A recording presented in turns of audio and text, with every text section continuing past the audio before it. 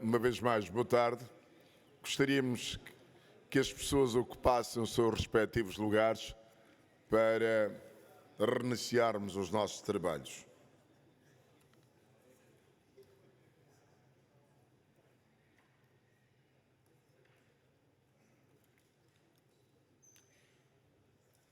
No reinício dos nossos trabalhos, vamos ter uma sessão de alto nível intitulada Mobilizar e Concretizar o Financiamento. Nesta sessão, que vai ser moderada por Isabel de Abreu Cancelo, que é a diretora da ALER, a diretora executiva, e teremos João Paulo Gil Barroca, secretário de Estado da Energia de Portugal, Juan Carlos Alvarez, diretor do Banco Mundial para Angola e São Tomé e Príncipe, Rita Madeira, gestora de programas para a África da Agência Internacional de Energia, Carlos Salgado, especialista regional de energia de PNUD, Programa das Nações Unidas para o Desenvolvimento, e Jorge Cardoso, presidente da Comissão Executiva do Caixa BI. Já disse que a moderadora é Isabel Cancelo de Abreu, diretora executiva da ALER. Então... Muito obrigada, Sr. Mestre de Cerimónias, pela introdução do painel. Sei que estamos aqui um pouco com o desafio da hora e a seguir de nós está o almoço, que é sempre desafiante e um concorrente de peso, mas também acho que o nosso tema, não é? Precisamos de financiamento como pão para a boca e, portanto, acho que nós podemos comer um bocadinho de tempo do almoço para falar do tema tão importante.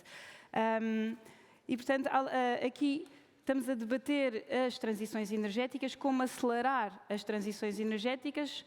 Nos painéis da manhã também foi realçada a importância de passar das palavras às ações, de concretizar compromissos em projetos, e isso obrigatoriamente precisa de mobilização de financiamento, de soluções inovadoras de financiamento e que estejam adaptadas também às realidades dos vários países da CPLP, que são eles que nos trazem aqui hoje. E, portanto, será aqui o objetivo é também partilharmos algumas experiências dos vários tipos de intervenientes e stakeholders envolvidos nos processos de financiamento. Começando então aqui pela experiência de Portugal, convidava o Sr. Secretário de Estado de Energia a falar-nos um pouco como é que Portugal tem introduzido soluções inovadoras no que diz respeito à mobilização de financiamento, onde se destaca o Fundo Ambiental, mas também o mecanismo de troca de dívida com o Cabo Verde e que será também estendido a São Tomé, que já foi referido também na intervenção da Sra. Ministra, e se calhar deixar-lhe também a pergunta que lições ou que boas práticas é que Portugal pode partilhar no que diz respeito em concreto deste mecanismo de troca de dívida que já tem dado excelentes resultados. Muito obrigado Isabel, e bom dia aos meus colegas de painel.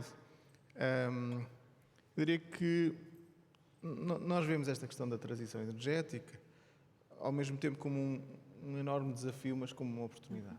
E uma oportunidade que se reveste aqui de um trilema muito comum na energia, que é o termos soluções que são sustentáveis, termos energia que é acessível e, ao mesmo tempo, um reforço daquela que é a segurança, ou até diria da soberania energética dos países.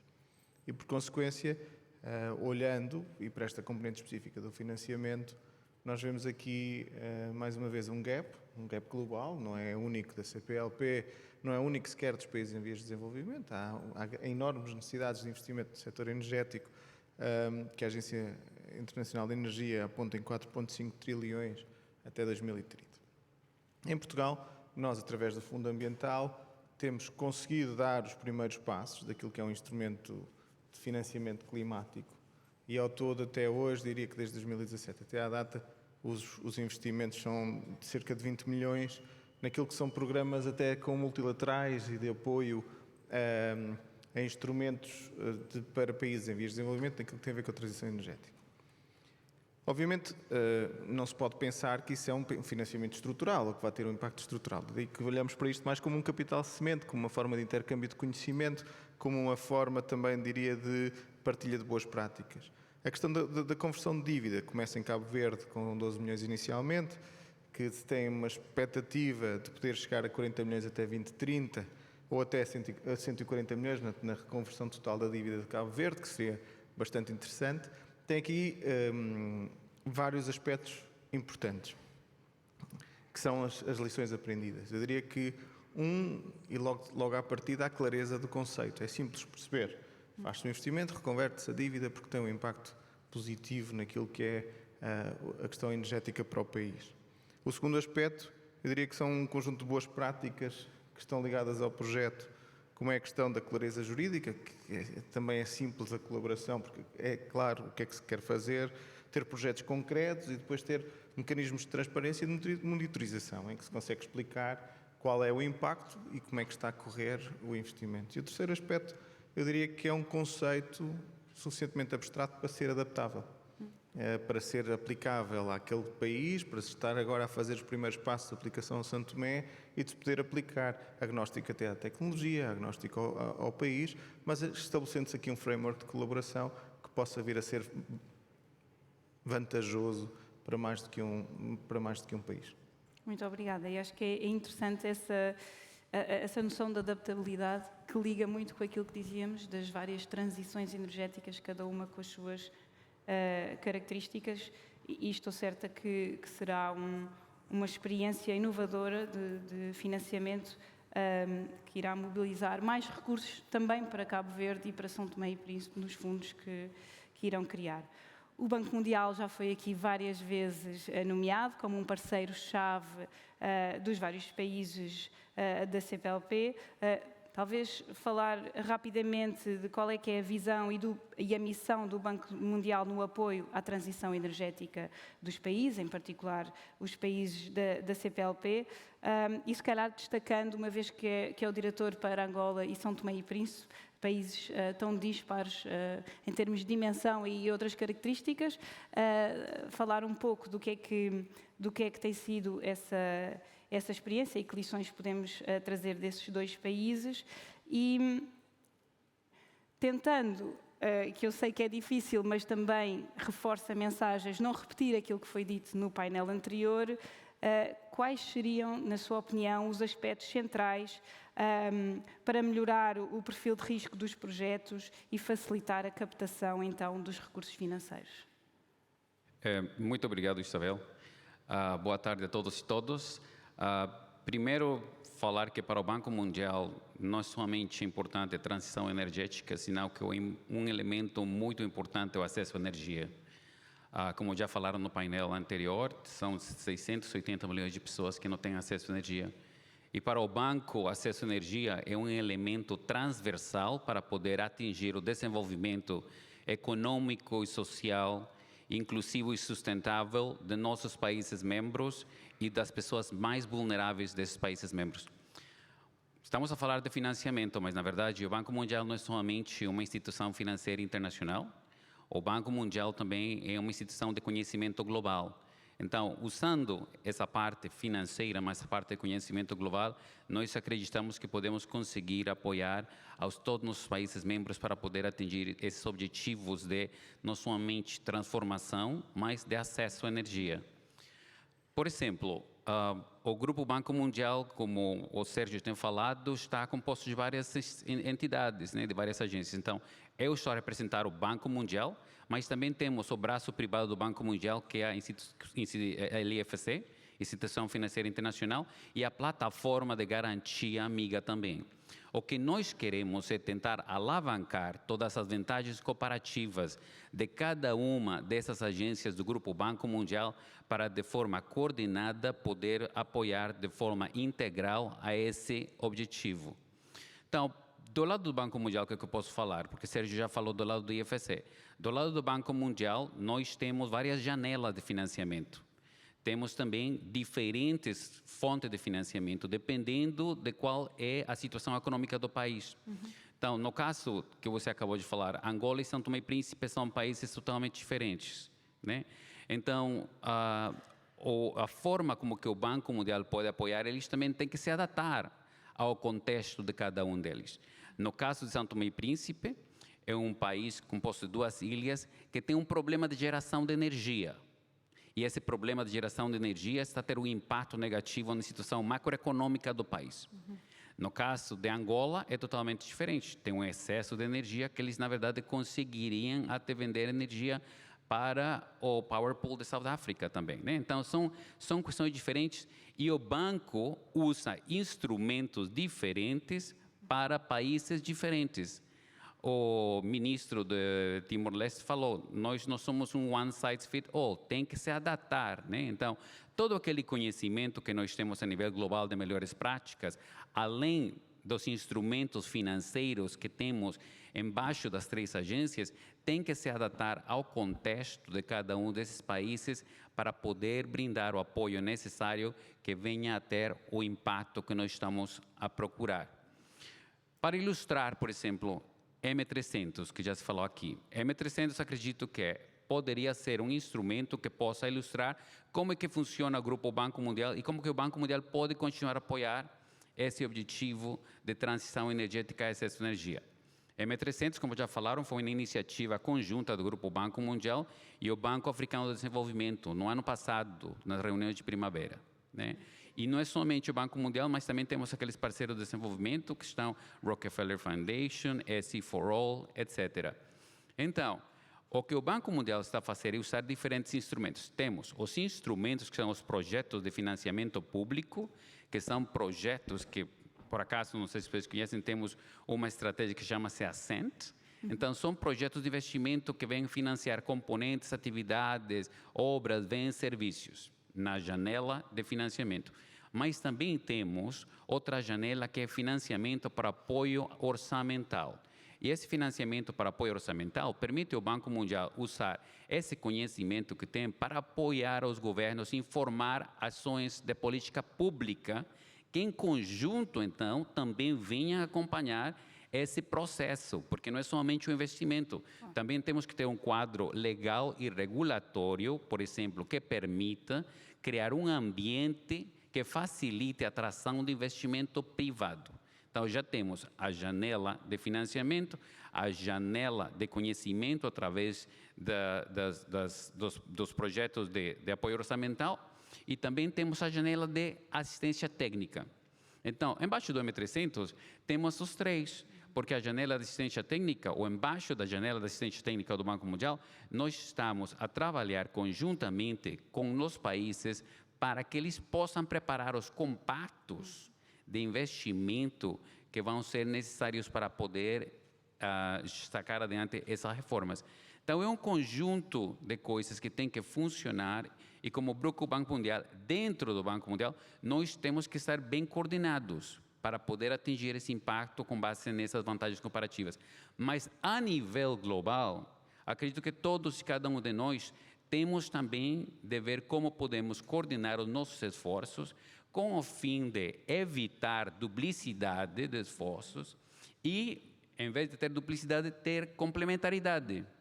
Porque nesse mundo agora que, por exemplo, eu que trabalho na África, né, onde temos uma limitação de acesso a financiamento, temos que procurar formas para poder aproveitar esse financiamento limitado. Tem que ser optimizado. E que melhor forma de otimizar se todos trabalhamos juntos sobre uma meta?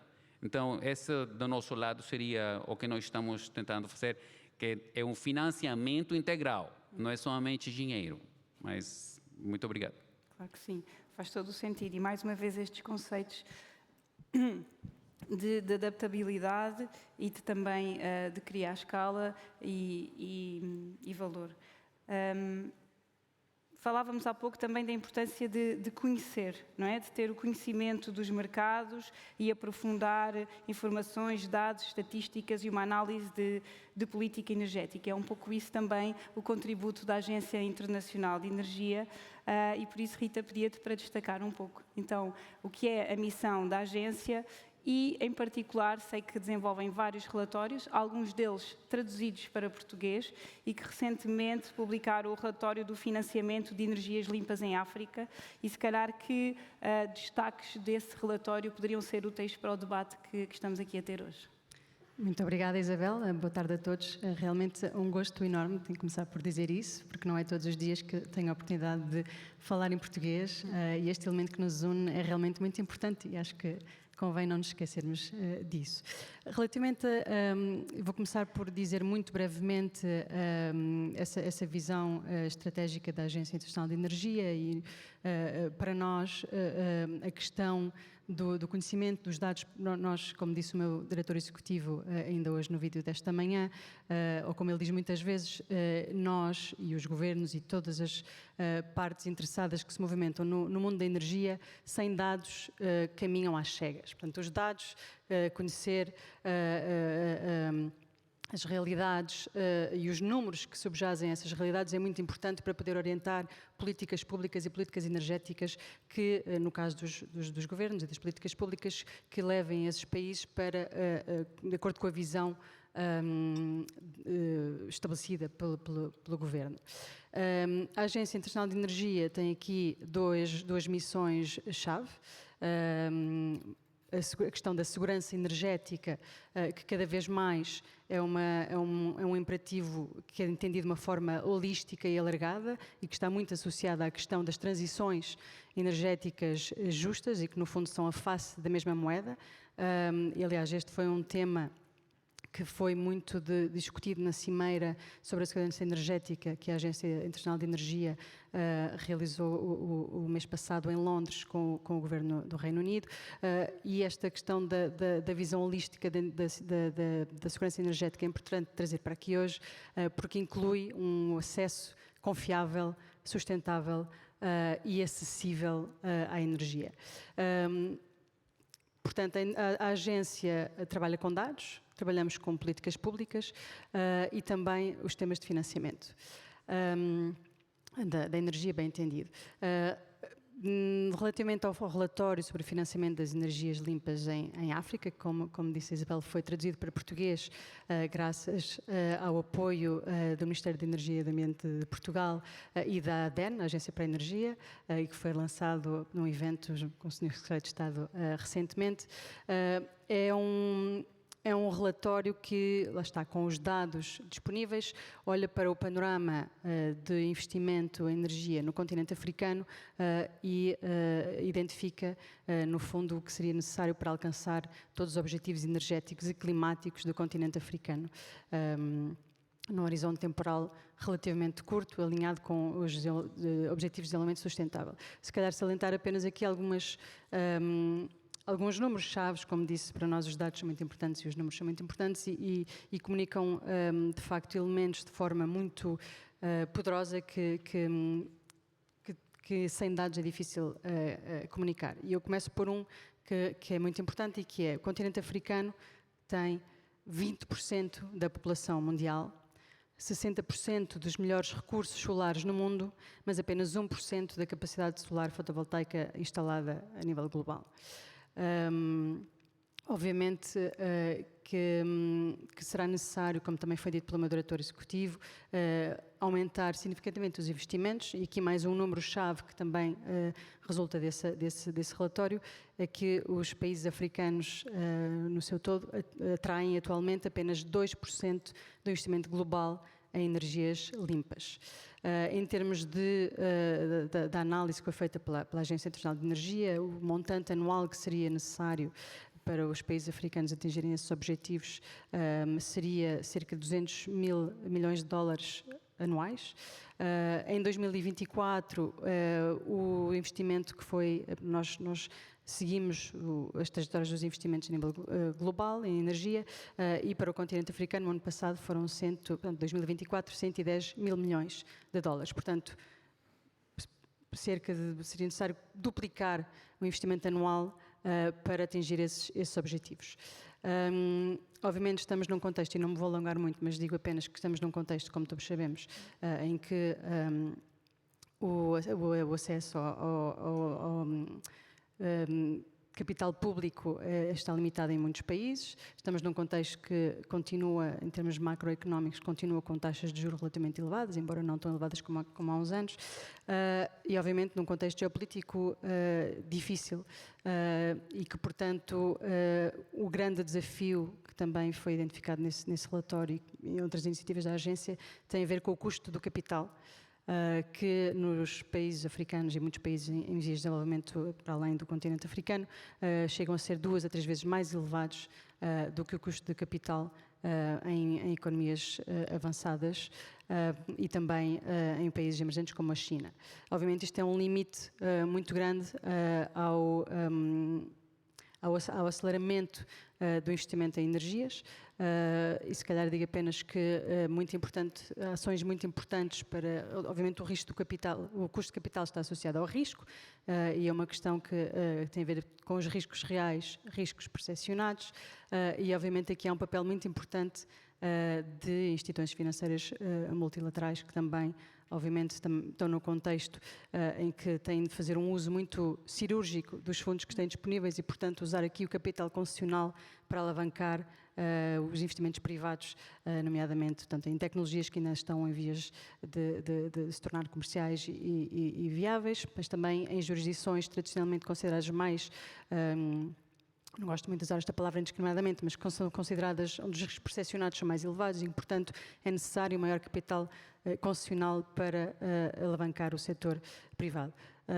Acabo apenas também com um número também desse relatório, com um dado desse relatório, que é, de acordo com as nossas estimativas, seriam necessários 28 mil milhões de dólares em capital concessional para alavancar os 90 mil milhões de dólares em capital privado para atingir esses objetivos energéticos e climáticos do continente africano. Se calhar ficava por aqui. Obrigada. Obrigada, Rita. Espero que estes números, ao contrário de nos... ou seja, o impacto destes números nos dê alento para continuar e para conseguir identificar todos os recursos necessários.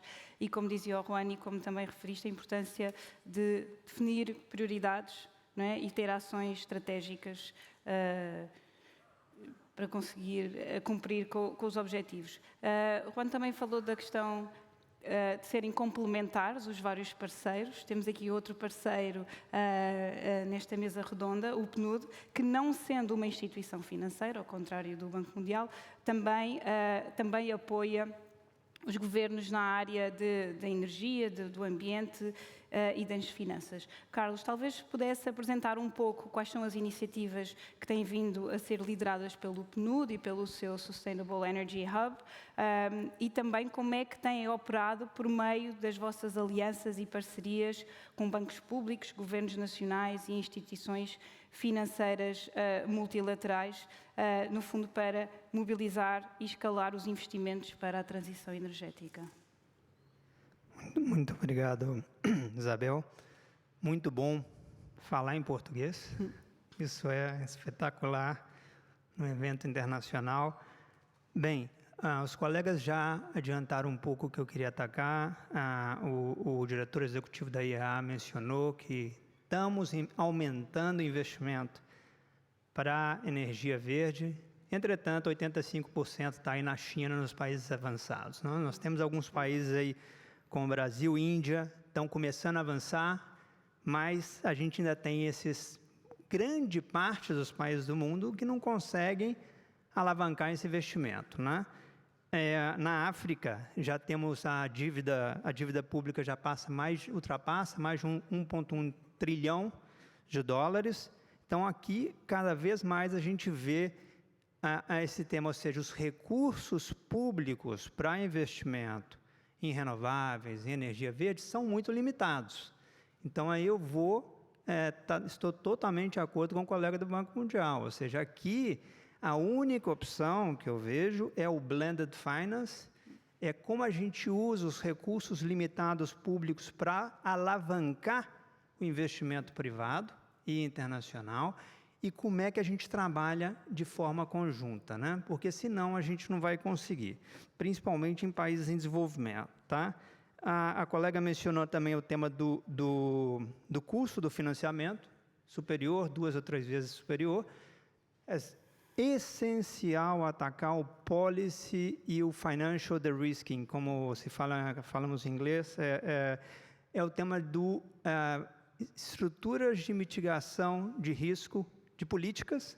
Uma política pode mitigar o risco para o investidor, mas também estruturas financeiras, onde que aí os bancos, as entidades financeiras, eles entram aqui muito fortemente, né? Então, o PNUD, como você mencionou, não é uma entidade financeira. Eu venho de uma entidade financeira, eu venho de trabalhar no Banco Interamericano de Desenvolvimento, na divisão de mercados de capitais e finanças. Realmente, o meu grande desafio, quando cheguei no PNUD para trabalhar com finanças e energia, foi realmente como a gente pode utilizar essa estrutura tão importante das Nações Unidas, nesse caso, uma Agência de Desenvolvimento das Nações Unidas, para apoiar o que os países mais precisam, né? Que, nesse caso, a gente fez uma análise inicial. Eu trabalho muito com a América Latina e o Caribe, mas trabalho também com outros continentes. Eu apoio o Hub de Energia Global do PNUD na área de finanças. E a gente detectou duas prioridades aí, né? A primeira é apoiar e escalar o investimento, né? Como a gente pode apoiar, a gente subir a porcentagem desses países em desenvolvimento, né? Sair desses 7%, 15%, e como a gente, muito importante, não é só escalar o investimento, é como a gente pode garantir um impacto de desenvolvimento positivo, porque muitas vezes, para um país, uma certa tecnologia pode não ser efetiva. Efetiva por quê? Porque não vai gerar emprego, não vai ter um impacto social. Então, para a gente, é muito importante. Então, eu estou trabalhando, inclusive, num framework de um guia de impacto de investimento para a transição energética. Então, isso é muito importante. Então, o PNUD, como é que ele trabalha, como é que ele entra nesse processo, né? Basicamente, a gente estrutura alianças, nós somos especialistas em mobilizar fundos com os fundos climáticos, com o GEF, com o Fundo Verde do Clima, com a Mitigation Action Facility dos alemães. E com esse portfólio que a gente tem, a minha proposta quando eu cheguei foi realmente vamos trabalhar com os bancos públicos, porque nacionais, bancos nacionais de desenvolvimento, bancos subnacionais de desenvolvimento, eles são uma ferramenta essencial para abrir mercados, tomar risco e alavancar o investimento para energia e infraestrutura em países em desenvolvimento. Então, eu já vinha do BID trabalhando muito com os bancos públicos e a gente começou a estruturar várias alianças. Eu vou compartilhar com vocês algum outro exemplo na próxima intervenção, né? Mas, além de estruturar alianças com os bancos públicos, com o setor público, porque o setor público ele investe também, apoiar o setor público a priorizar o seu investimento, apoiar os bancos públicos a estruturar investimentos com maior impacto e trabalhar com os multilaterais na outra ponta, né? Na região que eu mais trabalho, na América Latina e Caribe, trabalhamos muito com o BID, com o Banco Interamericano de Desenvolvimento e com o CAF também. Então, essa estratégia do PNUD é a forma que a gente vê que a gente pode atender melhor os nossos clientes, ou seja, apoiar, trabalhar em conjunto com o setor financeiro nacional, setor financeiro internacional, para escalar o investimento e aumentar o impacto. Como é que nós ajudamos os clientes, nossos clientes, a priorizar, criar uma tese de investimento e depois medir esse impacto.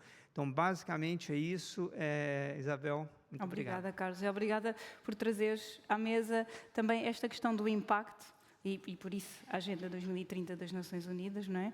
E por isso é que aqui o lema escolhido por São Tomé não foi apenas a transição energética, mas que seja justa, sustentável e inclusiva e acrescentar que tenha, obviamente, impacto nas populações.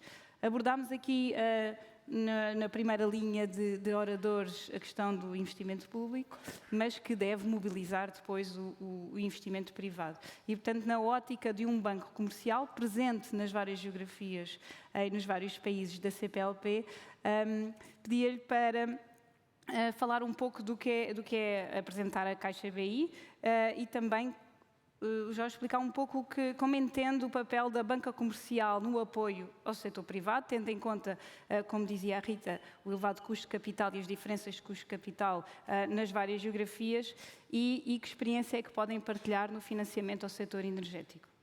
Muito boa tarde a todos. De facto, eu estou aqui como representante do CaixaBI, que é o Banco de Investimento do Grupo Caixa Geral de Depósitos, mas também como o Grupo Caixa Geral de Depósitos. E nessa capacidade, de facto, o grupo está presente em 7 dos 9 países da CPLP e é líder em 4 deles.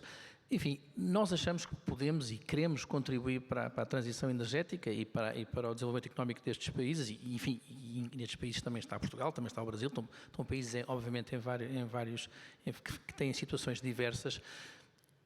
Nós, enfim, no Caixa Banco de Investimento, no Grupo Caixa Geral de Depósitos, temos uma visão positiva e neste momento temos linhas de financiamento para a transição energética que às vezes não têm tanta procura como gostávamos. Estou a falar, temos em Moçambique, temos até em Timor-Leste, nós somos também, através da nossa sucursal do BNU Timor, um dos grandes operadores em Timor-Leste, mas, portanto, há uma questão de desenvolvimento económico que tem que também permitir às pessoas acederem a estes financiamentos para a energia, nomeadamente energia solar, mas também acreditamos de facto que a tecnologia tem-nos dado aqui uma boa ajuda, e quando ouvimos falar aqui em distribuição, em energia com produção distribuída de energia, de facto achamos que há de facto sinais muito positivos.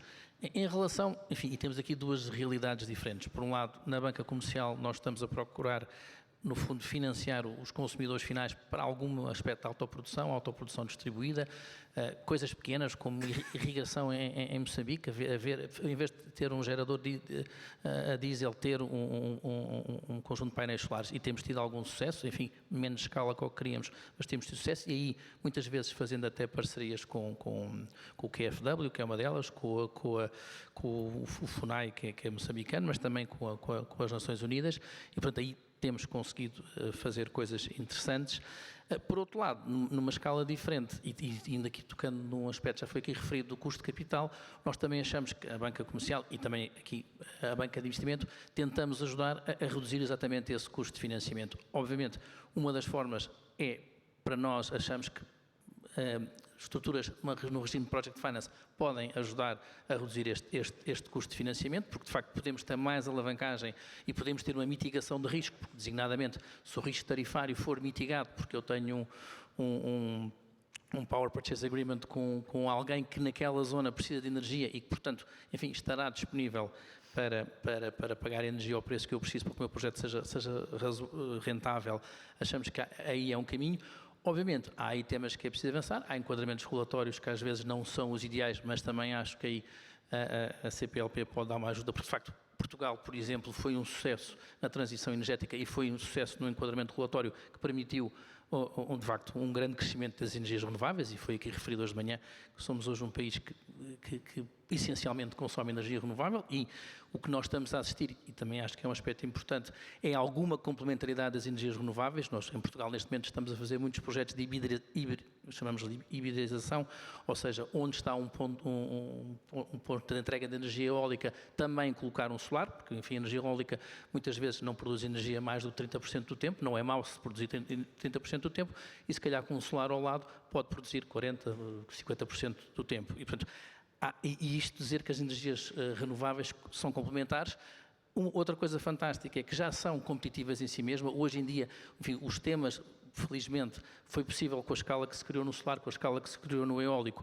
Já não precisamos tanto de tarifas, enfim, iniciais mais altas para este tipo de energia. Conseguimos, e nomeadamente em zonas de energia distribuída, mais ainda, porque a concorrência é menor. Isto sem prejuízo de dizer que, obviamente, para muitos destes países, grandes projetos são necessários, e já foi aqui também referido o hídrico.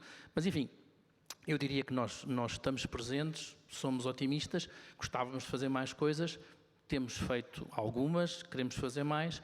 Enfim, há aqui alguns aspectos, já referi, regulatórios, crescimento económico, mas, enfim, a nossa ideia é continuar a disponibilizar soluções de financiamento que sejam competitivas em grandes projetos, acessíveis e competitivas em pequenos projetos. É um pouco isto. Muito obrigada. E se calhar é a altura de reforçar aqui também o co-coordenador da Comissão Temática de Energia da CPLP, que é a RELOP, que é a Associação dos Reguladores de Energia da CPLP. E, portanto, aqui também o papel dos reguladores e que irão intervir ao longo das próximas sessões. E retenho também acho que é interessante esta noção de complementariedade que o Juan introduziu inicialmente entre os vários parceiros, depois também introduziu-se depois da complementariedade de recursos públicos e privados, recursos financeiros públicos e privados, e também a complementariedade entre as várias soluções tecnológicas. E pensando nisso e também de uma mensagem que trouxe da sessão ministerial, quando perguntei aos senhores ministros em que é que achavam, onde é que viam oportunidades de cooperação a nível da CPLP, um dos temas foi a capacitação. E então perguntava ao senhor secretário de Estado de Energia em que medida é que Portugal pode partilhar a sua experiência técnica e institucional com os outros países da CPLP para promover então maior capacitação, inclusive no tema que agora estamos a debater, no acesso a fundos de instituições financeiras multilaterais. Vou ser muito sucinto e tentar aqui respeitar a hora do almoço de todos. Obrigada. Porque eu esqueci. Esta questão da cooperação, desde logo há uma parte mais elementar, que é a parte técnica, ou seja, pôr equipas a trabalhar com equipas. Algo como faz a ALER é muito, muito valioso, numa perspectiva já mais setorial e mais focado. Iniciativas como as da RELOP, mais ligadas às da regulação e do policy, também são importantes. Faltará mais intercâmbio a nível de políticas públicas e poderá aprofundar-se ainda mais os intercâmbios a nível de academias. E, portanto, há aqui um conjunto de áreas onde Portugal, ao longo dos anos, tem desenvolvido know-how, o Brasil também, e todos os outros parceiros, todos os outros Estados-membros também referiram, desde logo a questão da transição energética agora, mas a questão até do que é um feed-in tariff e como é que se faz o enablement de alguns destes investimentos. Tudo isto são coisas onde Portugal tem lições aprendidas e tem feito um caminho que nos permite hoje também explicar e partilhar como é que isto é viável. E, portanto, eu focar-me-ia muito em áreas específicas, áreas que estão ligadas aos momentos em que cada um dos Estados-membros está e quais são as dificuldades que atravessa, tentando aí também aproveitar os escassos recursos que Portugal também tem, mas que os Estados-membros também têm, tanto na parte pública como na privada, que estão ligados a estes temas. Obrigada. Obrigada também pela resposta sucinta, mas acho que depois é-nos mais fácil trazer as mensagens principais. Juan, aqui uma questão. O Carlos há pouco dizia temos que mobilizar o financiamento, mas temos que depois garantir que os projetos têm impacto. Então, pensando numa segunda fase, uma vez viabilizados ou concretizados os recursos financeiros, quais é que têm sido os principais desafios à implementação dos projetos? Ou seja, como é que nós podemos acelerar aquilo que dizíamos há pouco, passar das palavras às ações e dos compromissos aos projetos? O que é que tem dificultado que isso aconteça? Ou não? Vou tentar ser breve, mas além disso tenho meus parceiros aqui, minhas contrapartes, então tenho que ter muito cuidado com isso.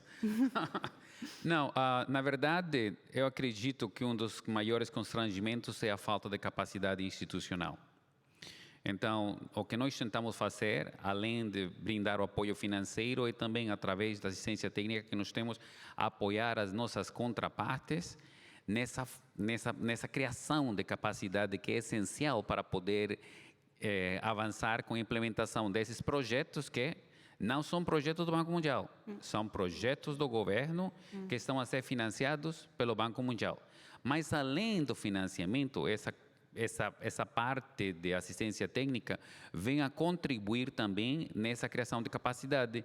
Então, um desses exemplos é, agora que estamos tentando preparar os compacts para M300, que vão ser apresentados na UNGA em setembro, as nossas equipas técnicas, que trabalham mão a mão com as equipas técnicas do governo, estão trabalhando conjuntamente, justamente para brindar essa assistência técnica para poder preparar um melhor produto. E, nesse sentido, durante a implementação desses projetos de investimento, nossos expertos técnicos, conjuntamente com os expertos financeiros, de gestão financeira, aquisições, gestão de riscos ambientais, gestão de riscos sociais, porque o dinheiro do Banco Mundial vem também com algum tipo de monitoria, né? Então, nós precisamos apoiar as nossas contrapartes para que eles consigam efetivamente implementar esses projetos através dessa assistência técnica. Em alguns outros países que estão mais desenvolvidos, essa necessidade é menor. Mas tem alguns países que precisam mais do apoio do Banco Mundial. E do meu lado, eu simplesmente agradecer a confiança que esses países membros têm no Banco Mundial por considerar o Banco Mundial como um parceiro-chave nessa implementação dos projetos e no desenvolvimento econômico e social do país também. Mas o compromisso é sempre esse. Sempre que eles venham pedir-nos ajuda e apoio para fortalecer a capacidade institucional, vamos continuar a oferecer não somente financiamento, mas também assistência técnica necessária para atingir esse objetivo. Obrigada. Obrigado. Permitam-me, acho interessante chamar aqui a atenção que refere que falta capacidade institucional, ou seja, capacitação, e temos do lado de um Estado-membro a oferta de capacitação. E isso fez-me lembrar uma conversa que tive com o Presidente do Conselho de Administração do IRCEA, do regulador de Angola, que dizia, temos aqui uma assistência técnica, mas vem um consultor internacional de outro país que não interessa, e ele não compreende a nossa realidade. E, portanto, as soluções que ele está a propor não estão adaptadas ao nosso contexto. E então, se calhar, deixava o convite, e vermos, obviamente, depois formas como viabilizar isto, que as assistências técnicas tenham como base consultores e a experiência de países que falam a mesma língua, porque isso faz uma grande diferença. E nós sentimos isso, e como a ALER, felizmente temos tido vários contratos de parceria, o último deles com o Banco Africano, sobre mini-redes, e fizemos questão de toda a equipa ser falando português e ser oriunda dos países. E sentimos que talvez isso possa acelerar, e há um potencial que a CPLP tem para oferecer. E, portanto, também deixar aqui esta sugestão, esta ideia, e ver formas de como a viabilizar. Rita, mais uma vez, não sendo a Agência Internacional de Energia uma instituição financeira, como é que tu achas que pode contribuir para este desafio da mobilização de financiamento para os Estados-membros da CPLP? Eu acho que pode contribuir essencialmente com, fazendo este papel um bocadinho ingrato que eu estou a ter, que é, no fundo, deixar-vos um pouco deprimidos com estes números, não é? Não. que é chamar a atenção para estes números, porque, no fundo, lá está, conhecendo é que conseguimos agir, não é?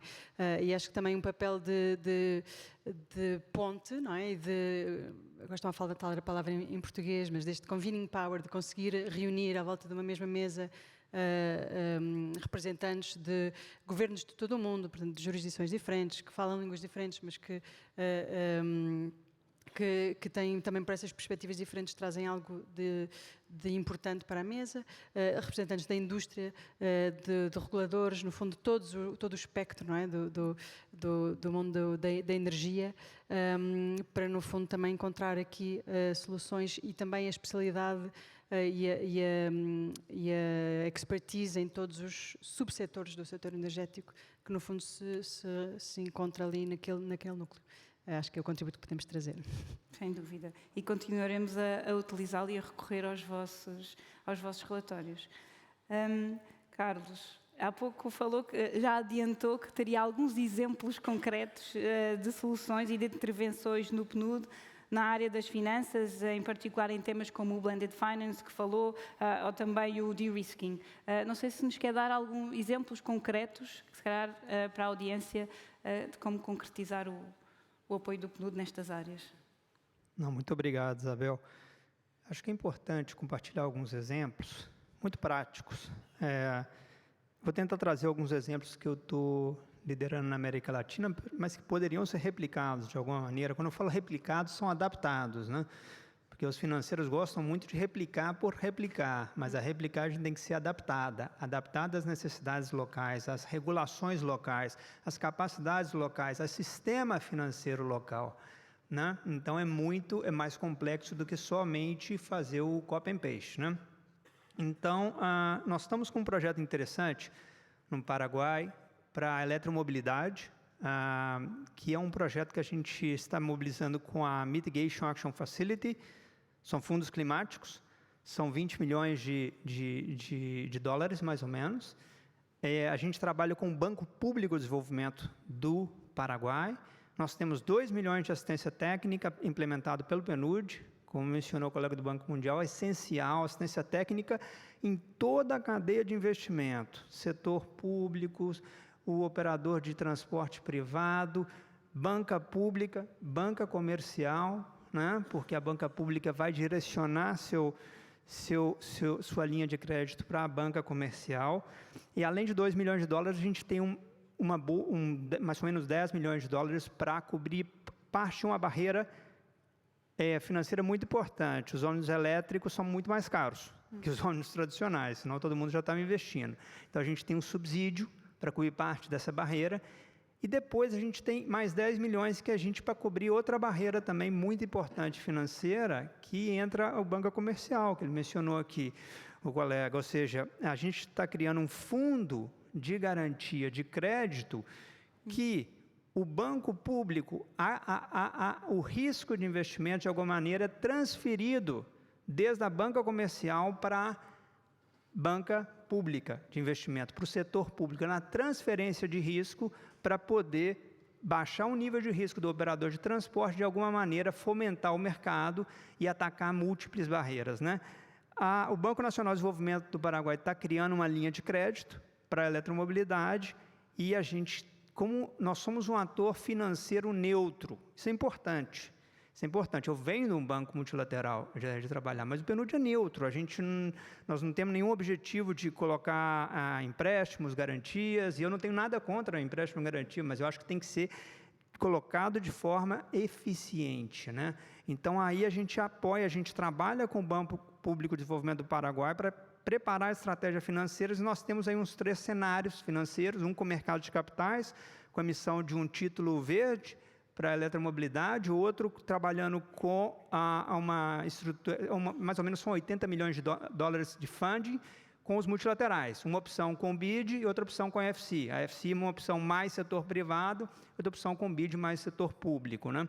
Então, esse projeto é bem interessante, é um modelo que a gente trabalha com as multilaterais, com o Banco Nacional de Desenvolvimento, com o setor público, atacando diversas barreiras financeiras e não financeiras, porque a assistência técnica está ali atacando a barreiras não financeiras de capacidade. Então, é tudo combinado ao mesmo tempo para ter uma maior possibilidade de funcionar e de implementar essa linha de crédito, né? Essa, para mim, é o grande desafio de uma linha de crédito.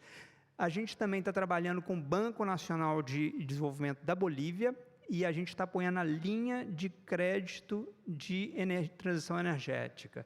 A gente tem um projeto com o GEF, o Fundo Mundial do Meio Ambiente, 7 milhões de dólares, para apoiar com assistência técnica de 7 milhões de dólares. Mas, por outro lado, a linha de crédito precisa de funding. Então, nós trabalhamos com eles para poder, com as estratégias financeiras que eu mencionei anteriormente, para poder ver a melhor opção de funding para essa linha de crédito. E, nesse caso, a melhor opção era realmente ir a mercados de capitais. Isso é muito importante para a África, porque eu acho que aqui mercados de capitais, o tema de títulos temáticos, toda essa vai muito além de títulos temáticos, é uma grande oportunidade para a África, realmente desenvolver, amadurecer mercado de capitais para poder financiar essa transição, que tem que ser financiada de alguma maneira e atrair o investimento internacional. Então, nós apoiamos a primeira emissão de bônus verde, de títulos verdes, eu estou passando para o espanhol, de títulos verdes na história da Bolívia.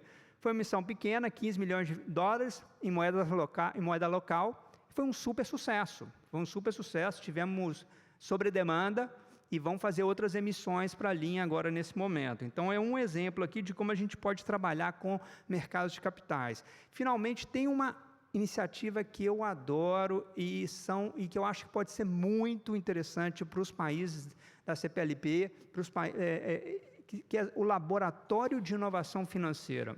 Isso é uma iniciativa que eu liderei no Banco Interamericano e eu trouxe essa ideia para o PNUD e a gente está replicando isso em alguns países. Um laboratório de inovação financeira, o modelo mais de sucesso é o modelo do Brasil, que é um modelo que tem quase 2.000 participantes do mercado financeiro no Brasil, participando de pilotos financeiros. Ou seja, antes de pôr escala, vamos fazer o piloto. A gente quer trabalhar com mercados de capitais. Em São Tomé e Príncipe, vamos tentar fazer um piloto primeiro. Quem será? As entidades do setor financeiro local estão todas participando desse lab de inovação financeira.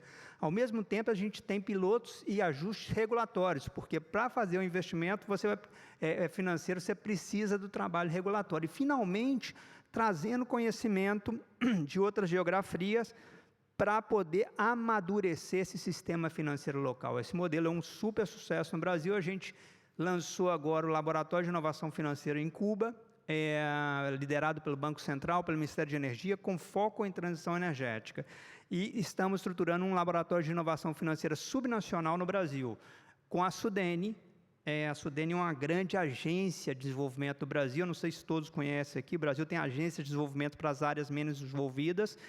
E essa é uma agência de desenvolvimento para a região nordeste do Brasil. E ali, a transição energética justa é uma prioridade. Então, nós estamos apoiando a Sudene a poder estruturar esse laboratório de inovação financeira, criar uma plataforma de investimento que foi mencionada anteriormente, como é que a gente faz a conexão do investidor internacional com os projetos locais, criando uma facilidade de desenvolvimento de projetos bancáveis e transformadores, né? E, finalmente, para mim, talvez o mais importante, nós estamos pilotando o marco e o guia de impacto de investimento para a transição energética que a gente desenvolveu na Sudene. A Sudene mobiliza, com fundos concessionais e incentivos fiscais, por ano, mais ou menos 10 bilhões de dólares. É bastante dinheiro. E a gente está fazendo esse piloto com eles para poder ajustar e calibrar melhor esse framework, esse guia, e, finalmente, poder replicar em outros países, que poderiam ser outros países de língua portuguesa. Finalmente, na África, nós temos o Africa Mini Grid Program, que é o programa de mini-redes da África, e que é o maior programa de energia do PNUD. A gente está trabalhando muito com o desenvolvimento de modelos de negócio, estamos trabalhando em São Tomé e Príncipe, em Angola, e, finalmente, estamos também trabalhando com o tema operacional de implementação de assistência técnica, com o Banco Mundial em São Tomé e Príncipe, com assistência técnica de 4 milhões de dólares relacionada com M300. Então, aqui a gente vê que sim, eu acredito que Nações Unidas tem aí um papel a ser jogado nessa estrutura financeira complexa, entre os bancos multilaterais, entre os sistemas financeiros locais, e a gente pode ajudar nesse trabalho para ajudar na implementação e maximizar o impacto de desenvolvimento. Obrigada, Carlos. Ficamos muito expectantes de trazerem essas experiências da América Latina também para a África lusófona, de toda essa inovação financeira. E, falando também em exemplos, eu acho que é sempre bom quando nós conseguimos concretizar, também convidar Jorge a falar um pouco da vossa experiência no financiamento de projetos da Banca de Investimento em Portugal, mas também através de linhas de crédito com garantias bancárias de bancos multilaterais ou bilaterais em Moçambique. Muito obrigado. Sim, nós, de facto, em Portugal fizemos muitas coisas, e eu, de facto, acho que há pouco falava-se aqui do custo de capital, e, obviamente, o nosso objetivo é reduzir esse custo de capital. Acho que também temos que nos lembrar que, sim, senhor, o custo de capital é mais alto, mas eu também quero acreditar que o retorno do capital pode ser mais alto, porque, de facto, ao serem muitas vezes mercados onde há escassez, por exemplo, de energia, o retorno pode ser mais alto. Portanto, acho que aqui o objetivo é encontrar o equilíbrio, e aí acho que, de facto, soluções como o Project Finance, que eu já mencionei, podem ser uma nota. Aqui também já foi referido o mercado de capitais, e acho que há um aspecto aí a nível do mercado de capitais que pode estar-nos a ajudar, e devemos usá-lo, que é toda esta ideia do financiamento ESG e do financiamento verde. Nós somos, neste momento, o banco que estrutura mais em Portugal este tipo de financiamento, e este tipo de financiamento, de facto, acaba por conseguir ter uma atratividade e um retorno. Os investidores estão disponíveis para um retorno ligeiramente menor e têm mais procura, e, portanto, acredito que aí também é algo que podemos desenvolver. Fazemos-lo em Portugal, fazem no Brasil, mas podemos também fazer noutros países da CPLP. E, portanto, acho que aí há espaço para reduzir o custo de capital por essa via também. Portanto, achamos que aí, de facto, é algo muito importante. Naturalmente, para além do Project Finance, para além do financiamento de energia renovável, onde aí toda, digamos, o caminho que mesmo, por exemplo, a Banca Europeia está a fazer no sentido de querer ter os seus balanços mais virados para este tipo de investimento, acho que é útil e ajuda-nos a baixar um pouco o risco. A verdade é que também eu gosto de números, mas os números já são grandes. Há muito investimento já nos países PLC-PLP e em África, e eu acho que também já é evidência disto. Do que sentimos. Por outro lado, a nível da procura, e agora mudando de escala, se calhar indo para aquilo que são a microgeração e a microprocura, de facto, Por exemplo, nós tivemos sucesso com linhas apoiadas pelo KfW, também em Moçambique, fazendo coisas tão simples quanto, no fundo, ter um equipamento solar que substitui um gerador diesel numa exploração agrícola, que, enfim, o retorno é elevado porque não tem acesso a energia, portanto, é a forma de lá chegar.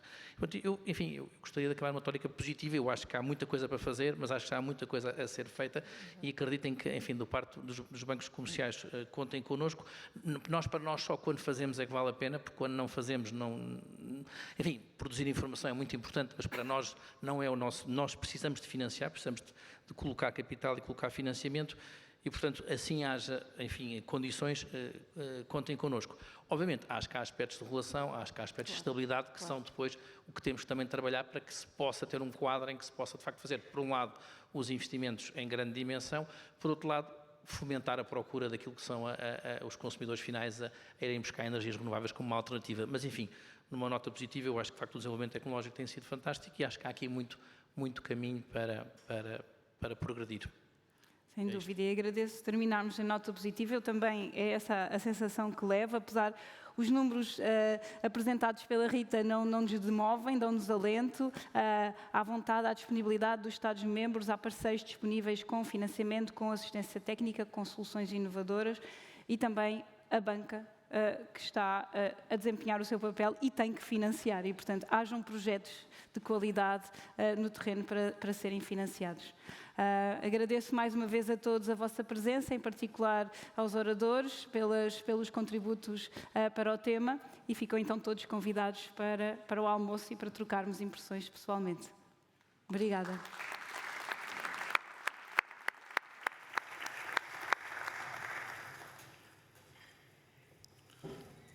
Muito obrigado. Vamos agora para uma pausa, almoço. São aproximadamente... Regressamos às 14h30 para a retoma dos nossos trabalhos. Muito obrigado.